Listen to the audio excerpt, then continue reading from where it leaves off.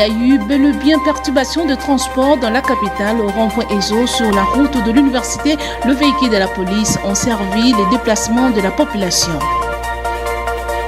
Le gouvernement provincial demande à la population quinoise de vaquer librement à leurs occupations et il n'y a pas grève dans les secteurs de transport.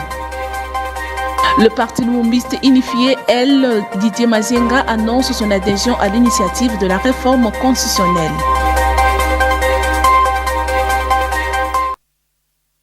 Journal du début de la semaine. Mesdames et messieurs, bienvenue dans cette session d'information de l'actualité. Le gouvernement provincial demande à la population quinoise de vaquer librement à ses occupations et qu'il n'y a pas grève dans le secteur de transport. Suivez les gouverneurs de la ville, province de Kinshasa, Daniel Bomba, dans cet extrait choisi par Ginel Pezo.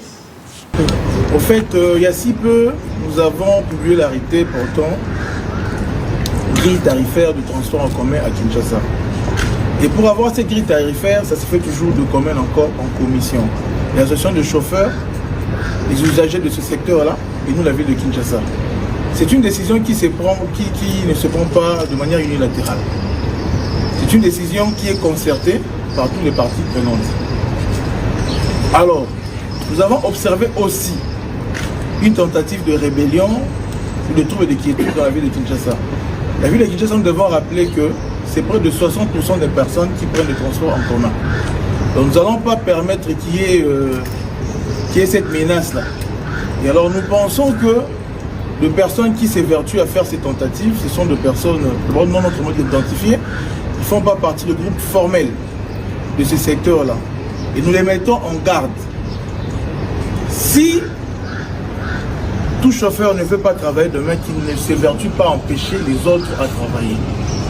Nous voulons assez que la grille soit respectée. Et restons toujours dans ce chapitre. Il y a eu bel et bien perturbation de transport dans la capitale au rond-point ESO. La route de l'université, sur la route plutôt de l'université, les véhicules de la police ont servi le déplacement de la population. Suivez ce constat de Djibril Bakamba. Contrairement à la déclaration du gouverneur de la ville-province de Kinshasa au sujet de la grève de chauffeurs après la publication de la nouvelle grille tarifaire il y a quelques jours, ce lundi, il s'est observé une perturbation de transport en commun dans la capitale. Au rond-point ESO, sur la route de l'université, par exemple, le véhicule de la police appelé à Kinshasa Kabasele a servi les déplacements de la population jusqu'à leur destination. Oui, bien, monsieur le gouverneur.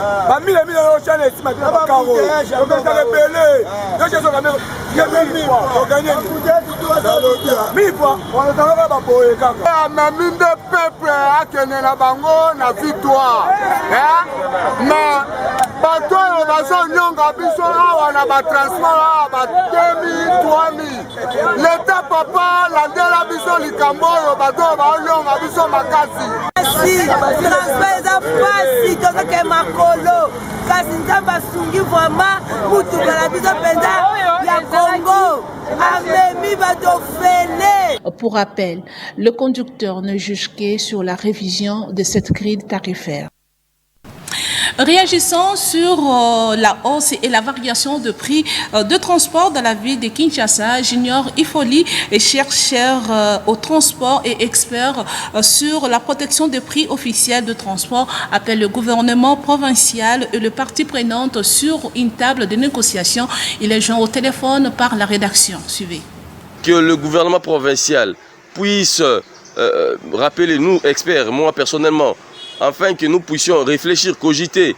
Et j'avais vraiment appelé au gouvernement provincial de convoquer un large cadre de concertation où seront conviés le ministère provincial des Transports et des Infrastructures, le représentant des commissariats provinciaux de la police ville de Kinshasa, les représentants du groupe d'études des transports sous tutelle du ministère national des Transports, les experts et les chercheurs, nous autres, qui ont fait le recherche dans ce secteur de transport en commun, les associations, toutes les associations y afférentes qui regroupent les chauffeurs et les chargeurs, les députés provinciaux, bien qu'ils soient en vacances parlementaires, pour que nous puissions parler mutatis mutandis le fond du problème, le nœud du problème qui gangrène ces secteurs, la hausse de prix des transports en commun, la tracasserie routière, les demi-terrains, les embouteillages, pour que chacune de parties puisse amener dans sa gibicière une proposition, du moins un programme, afin que nous puissions marier nos idées et que nous puissions sortir un seul document qu'on appelle grille tarifaire, à jour grille tarifaire qui aura des réformes, qui aura des ajoutes, permettra à tous les acteurs sectoriels de se retrouver, entre autres le chauffeur, l'État et les passagers. Changeons de chapitre en politique. Le parti lumumbiste unifié, Didier Mazenga, annonce son adhésion à l'initiative de la réforme constitutionnelle. Il a fait savoir le week-end dernier à Kinshasa, dans la commune d'Indili au terrain Bouddha, où ils ont au même moment lancé la campagne sur le changement de la constitution. Suivez ce reportage d'Eric Djenebala. Le terrain Bouddha de la commune d'Indili a vibré au rythme du parti lumumbiste unifié, conduite par le secrétaire permanent et chef du parti, Maître Didier Mazenga, et c'est un hommage à l'héros national Patrice Emery Lumumba. Devant le militant et cadre, le ministre congolais de l'intégration régionale, Maître Didier Mazenga, a annoncé le soutien total de son parti au chef de l'État Félix Tshisekedi dans son initiative de réforme constitutionnelle. Le président de la République a annoncé qu'il y a des lacunes dans notre constitution et il mettra en place une commission qui va étudier, voir qu'est-ce qu'il faut faire pour la réforme de notre constitution. Et nous les Palous, nous disons aussi que oui à la réforme constitutionnelle. Mais cette constitution, nous disons oui à la révision constitutionnelle. Cette constitution qui a des lacunes, nous disons oui. Le président de la République, Félix Antoine Tshisekedi Tshilombo, il a énoncé quelques articles, notamment à ce qui concerne la gouvernance des provinces. Mais nous disons, nous les Palous, après la réforme constitutionnelle, cette réforme va toucher automatiquement la loi électorale. Le Palou, dans la foulée, a lancé officiellement la campagne de sensibilisation sur la réforme constitutionnelle à travers toute l'étendue du pays.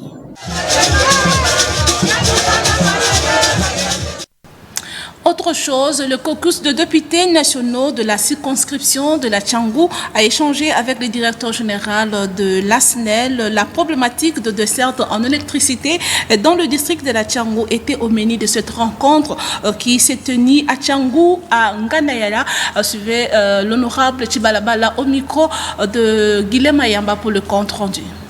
Nous avons fait jouer ces porte-voix de nos électeurs auprès du DG. Il nous a expliqué aussi les réalisations de la SNEL, les contraintes qu'il rencontre pour que la situation ne soit pas du tout totalement bonifiée. Mais il nous a quand même donné des perspectives. Nous pensons que ça augure quand même quelque chose de bon par rapport à nos électeurs. Il y a pas plus tard, il y a quelques jours, il y a une cabine qui venait d'être mise en service. Il y a des cabines aussi, d'autres qui sont mis en service. Et c'est ça le plus important parce que notre population a besoin de l'électricité, surtout en ce qui concerne le ménage et tout. Depuis un certain moment, c'est un problème qui se pose avec AQT et nous devons mettre un terme à cela. Et avec l'ASNEL, par le truchement de son DG, nous avons reçu quand même des propositions, nous avons reçu des garanties par rapport à la stabilité de l'électricité, par rapport à la desserte en électricité. Et nous pensons que dans les jours qui viennent, notre peuple sera globalement satisfait de la qualité du courant qui sera dans nos ménages, bien entendu. Et je crois que c'est ça le plus important. Et nous avons décidé, avec les élus de la Tchangou, de poursuivre cet exercice. Dans les jours qui viennent, nous allons, avec les DG et son équipe, effectuer des descentes dans nos circonscriptions dans nos quartiers ou dans nos fiefs pour que nous puissions palper du doigt les réalités qui traversent nos électeurs, pour apporter des solutions aux problèmes s'agissant de cabines qui sont vétustes, s'agissant de câbles, etc., qui sont plus en état de faire les transports du courant. Et je crois que nous allons y veiller pour que ça soit une réalité afin d'apporter une solution un tant soit peu au problème de nos électeurs. Revenons sur cette information. Le chef de l'État, Félix Tshisekedi, a inspecté le week-end dernier le principal voie qui mène vers le marché central de Kinshasa. Suivez cet élément. Le président de la République a débuté sa visite par l'avenue Kasavubu dans son tronçon compris entre l'avenue du Commerce et Roi-Kadingi autour du nouveau marché central. À pied, les chefs de l'État a vécu les calvaires des automobilistes et piétons de Kinshasa. Des tonnes d'immondices jonchent Kasavubu, Roi-Kadingi et Bokassa, principale voie qui mène vers le marché central. Des caniveaux entre-ouverts et non curés. Des nids de poules parsèment toutes les avenues dans une odeur nauséabonde. Le marché central nouvellement construit est inaccessible. Le chef de l'État Félix Antoine Tshisekedi Tshilombo a fait les constats malheureux sur l'avenue du marché, l'avenue de Marais et l'avenue de Plateau, méconnaissables et envahis de bout à bout par les vendeurs.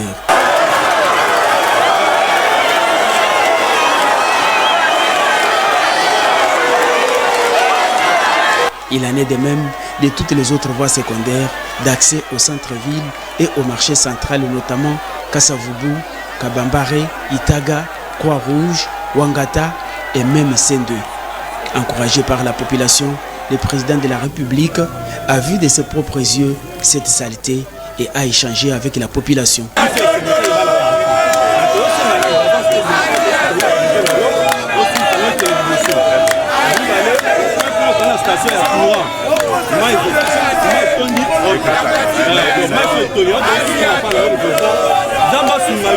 Au grand mot des grands remèdes s'impose.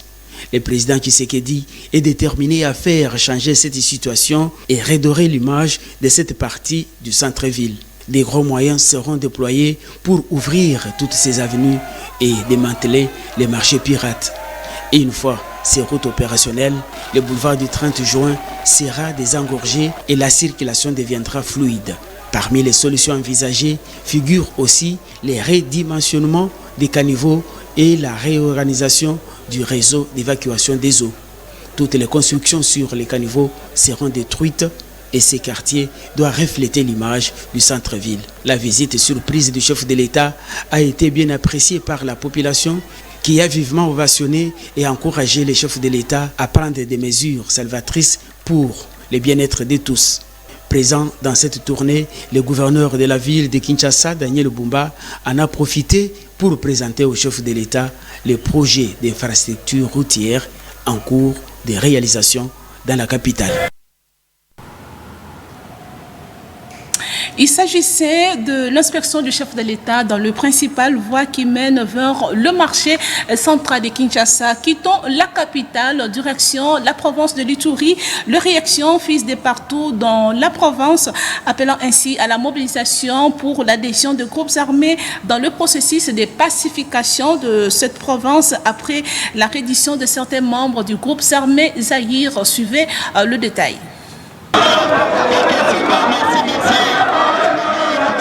Des appels à la mobilisation pour l'adhésion des groupes armés à adhérer au processus de la pacification de l'Ituri après la reddition de certains membres du groupe armé Zaïre se multiplient dans cette province. La dernière réaction en date est celle du chef de secteur de Walendu Piti qui demande aux éléments du groupe armé Kodeko d'embarquer dans les trains de la pacification de l'Ituri de Jean en Marche. Le message est clair aux éléments de Kodeko. Ils doivent profiter de cette main tendue des chefs de l'État parce que c'est une approche non militaire qui contribue énormément pour la paix sous le patronage de son excellence gouverneur ici à Ituri. Ils doivent vraiment profiter de cette main tendue de l'État. Je crois que la négociation est abordée avec tous les partenaires impliqués dans ce processus. J'ose croire que bientôt, même si peut se faire dans mon entité avec les groupes armés Codeco. Sur la même lancée, Dieudonné Bari prône l'unité et la cohésion de toutes les communautés ituriennes pour faire asseoir complètement la paix dans cette province. Ici en Ituri, on a 21 communautés. Il n'y a aucune communauté qui s'appelle groupes armés. Nous devons nous désolidariser des groupes armés. Nous ne devons pas nous identifier aux groupes armés parce que cela entrave la paix ici à l'est du Congo, là où le chef de l'État a mis beaucoup d'efforts pour qu'il y ait la pacification ici en Ituri. Donc, nous les communautés, nous devons nous appeler des frères comme faisaient nos Zaye à l'époque, il s'appelait Moema Yangu, Mulendu Yangu. L'approche non militaire prônée par le lieutenant général Lubuyanka Johnny, hier, un rêve devient à ce jour une réalité irréversible. C'est ce qui justifie d'ailleurs l'instauration de l'état de siège ici en Ituri et au Nord Kivu par le commandant suprême des forces armées et de la PNC, Félix Antoine Tshisekedi Tshilombo. Et dans la province du Kasaï, pour barrer la route à l'insécurité qui menace cette province, le gouverneur Crispin Mukendi a remis au commissaire divisionnaire de la police un lot de 10 jeeps au nom du chef de l'État. Suivez ce reportage de Delphin Tundula rendu par Julia Mwamba.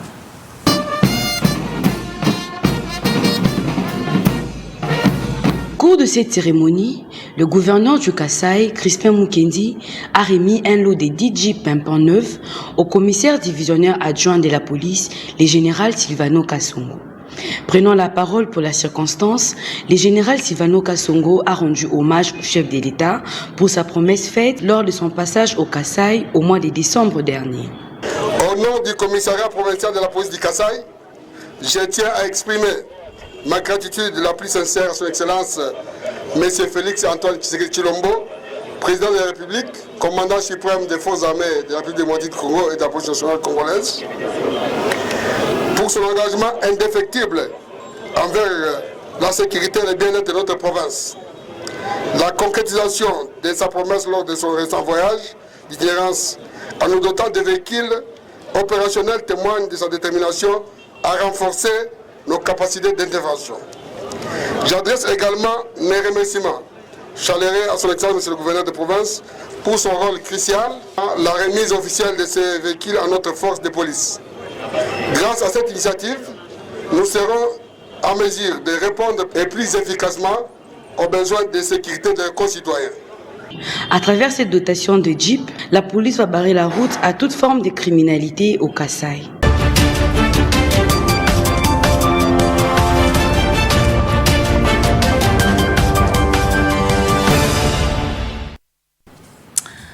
À l'international, aux États-Unis d'Amérique, le président Donald Trump a été investi après une cérémonie de son accueil par le président Joe Biden en Suisse. Forum économique de Davos, le dispositif sécuritaire sont en train d'être pris. Suivez ces récits.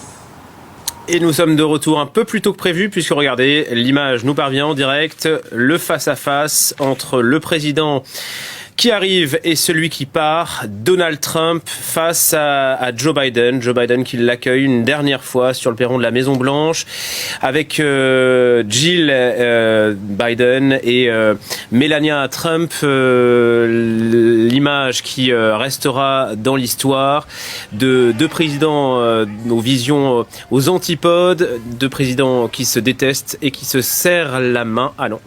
Eh bien non, alors que Joe Biden avait tendu la main, visiblement Donald Trump ne l'a pas vu ou alors n'a pas voulu lui serrer devant les caméras. Joe Biden et Donald Trump donc qui s'engouffrent dans la Maison Blanche pour la cérémonie du thé, cette fameuse cérémonie, Florent Rodeau. Ouais, cette image, on peut aussi en parler, c'est aussi celle de l'histoire du désastre de la campagne démocrate. On rappelle qu'il y a encore 6 mois, eh bien, Joe Biden était candidat pour sa réélection et que finalement c'est après un débat désastreux au mois de juin qu'il a dû jeter l'éponge, mais lui n'avait aucune intention de le faire. On se souvient notamment de ces voix qui s'étaient élevées, Nancy Pelosi, pour réclamer finalement son départ de la course, qui a conduit à l'investiture de Kamala Harris.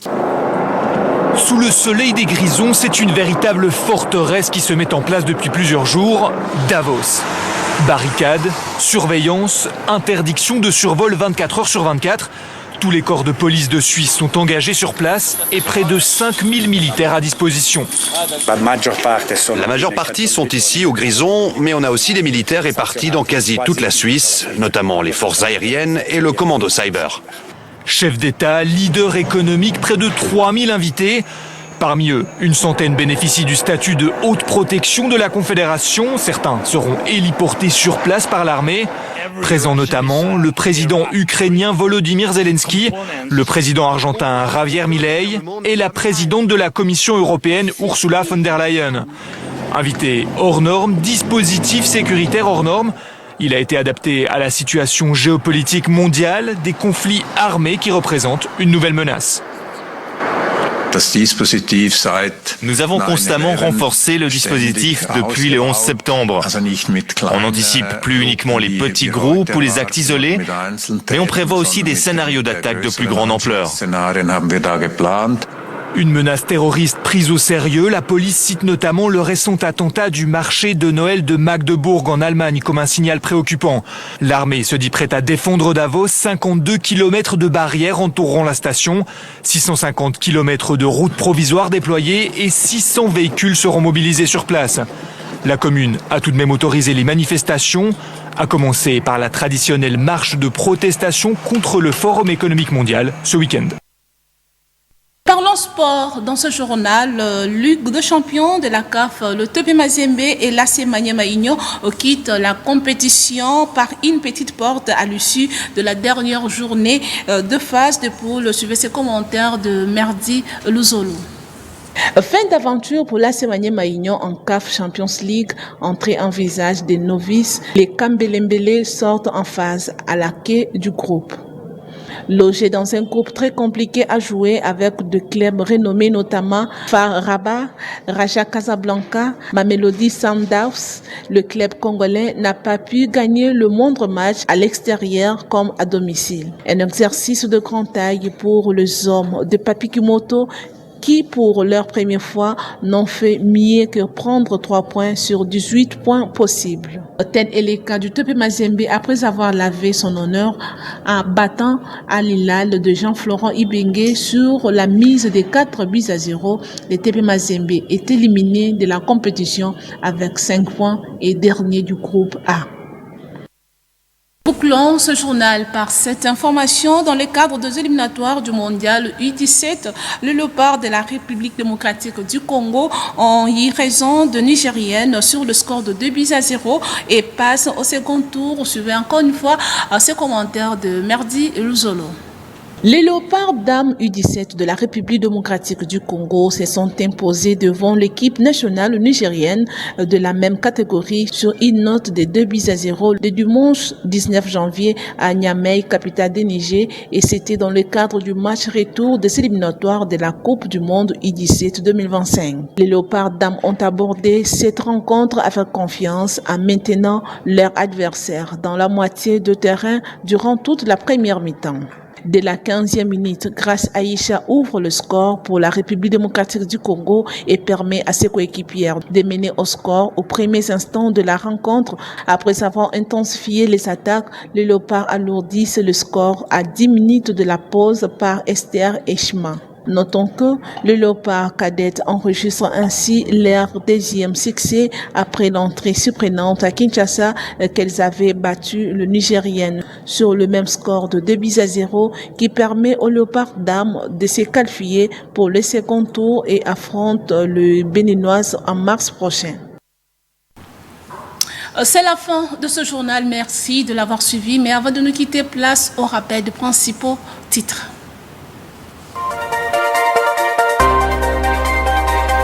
Vous avez suivi dans ce journal, il y a eu bel et bien la perturbation de transport dans la capitale au rond-point ESO sur la route de l'université. Le véhicule de la police ont servi les déplacements de la population. Mais également, le gouvernement provincial demande à la population quinoise d'évacuer librement à leurs occupations et qu'il n'y a pas grève dans le secteur de transport. Et enfin, le parti lumbiste unifié, Didier Mazenga, annonce son adhésion à l'initiative de la réforme constitutionnelle. Cela les rappels de titre.